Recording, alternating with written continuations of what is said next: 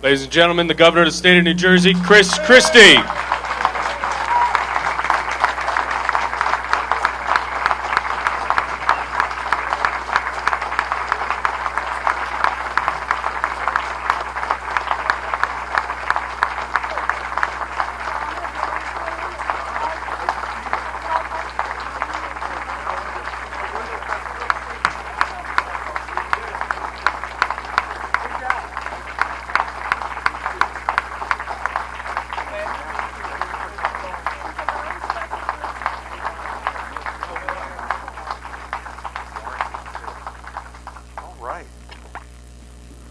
Good morning.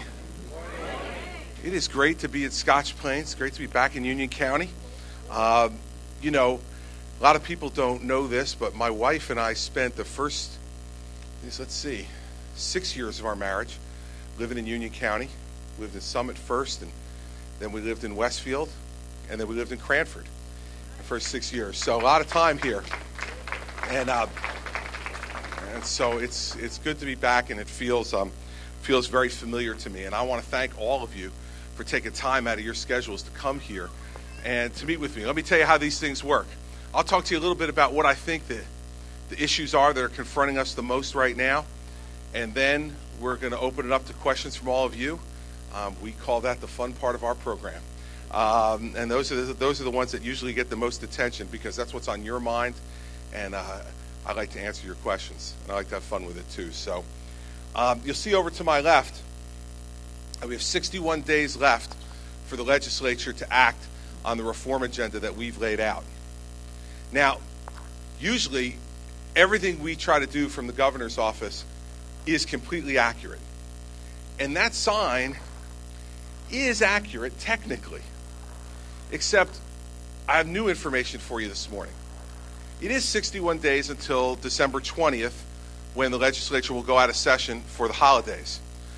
But what I've recently found out is that the legislature has decided they need a vacation. They're obviously working much too hard. On what, I don't know. But they're working too hard because the legislature now is going to be off for the next 2.5 weeks. Now imagine this. We have property taxes which have gone up 70% in the last 10 years. And we have proposals before the legislature right now that for the first time will really control property taxes.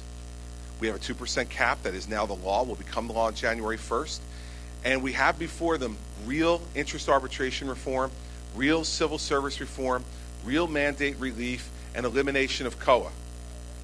Right now in front of the legislature that will help mayors, council people, freeholders control taxes while still delivering services, work underneath that 2% cap while still delivering services.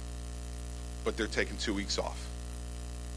We have in front of them right now a package of ethics reforms that really all they do is increase your ability to see what it is everybody in the legislature makes, where they get their money from, who pays them.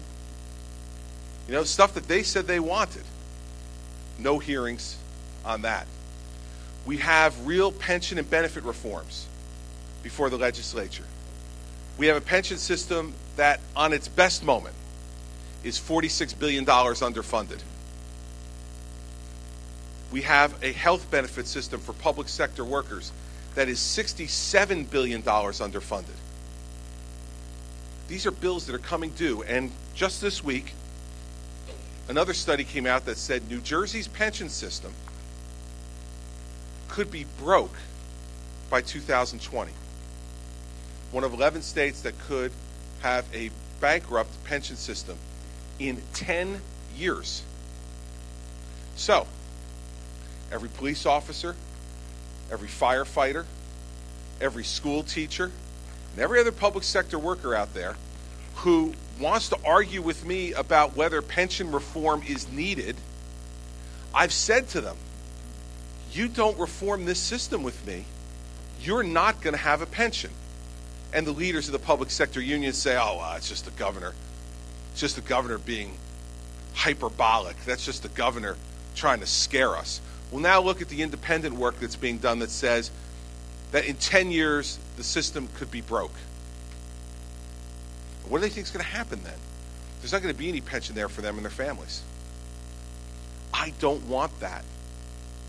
I said to a group of firefighters a few weeks ago, in the middle of September in Wildwood at their convention, as some of them were booing me because I laid out pension and benefit reforms, I said to them, I understand you're angry, and I understand why you're upset, because for 20 years, governors have been coming to this convention every year and lying to you. So I understand your anger. I just don't understand why you're booing the only guy who came in here and told you the truth. You know, it's not popular for me to go to the firefighters convention and tell them I want to reduce their pensions and make them pay more for their benefits. That's not the way to get a warm embrace. So why do you do it? You do it because it's the truth. And I said to them, 10 years from now, that's before this study came out. I didn't know I was going to be a prophet on this. I said, 10 years from now, if we do this together, you're going to be searching for my address on the internet to send me a thank you note, because you're going to have a pension. Yet we have these pension and benefit reforms in front of the legislature. Nope. 2 weeks off. We have education reform, real education reform before the legislature. Senator Kane's Opportunity Scholarship Act. We have tenure reform. We have merit pay. I mean, these are things that the teachers union opposes. Why? In what other profession, and a valued profession like teaching is, what other valued profession, do we have a system where it doesn't matter whether you're successful or not? You get the same raise. It doesn't matter whether you do a good job or a bad job, you get to keep your job. I mean, I think everybody in this room would sign up for that. All right? Everybody would sign up for that. Now, that doesn't mean, and I'm not saying that there are not thousands of great teachers who are doing great work in our schools every day, because there are. And what we should do with those teachers is we should carry them on our shoulders to school every day, because they're training the people who are going to keep America great. And my proposal says, for those great teachers, we should pay them more than we're paying them now. More than they're being paid now. Their salary is being keeping artificially down because we have to carry all the dead weight of the people who got tenure after 3 years, a lifetime guaranteed job after 3 years, regardless of how they perform. Imagine this. It's craziness. And imagine, let's say, I have a daughter in the second grade. I have a second grader, a fourth grader, a ninth grader, and an 11th grader.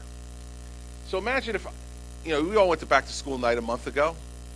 Right? So all of us who have kids, you go to back to school night. Imagine if we actually had an honest back to school night, right? Where you went into your daughter's second grade class, right? And the principal comes in and says, welcome, parents. This year, your child has Mrs. Smith. Now, Mrs. Smith is really not very good. And in fact, she hasn't been good for years. Now, we've talked to Mrs. Smith about it, and we've tried to get her additional training and help. And we did that, but she hasn't gotten any better. Now, here's what you need to understand, though. Because of the contract we signed with the teachers union, we can't discipline Mrs. Smith, and we can't fire her. So she's your daughter's second grade teacher this year. Have a great year. And they walk out and bring Mrs. Smith in, right? It's happening in schools all across New Jersey. And what does the teachers union say to me? Well, give it time, Governor, give it time. We need to give teachers more tools to make them better. Here's a tool. Fire the bad ones. That's a tool.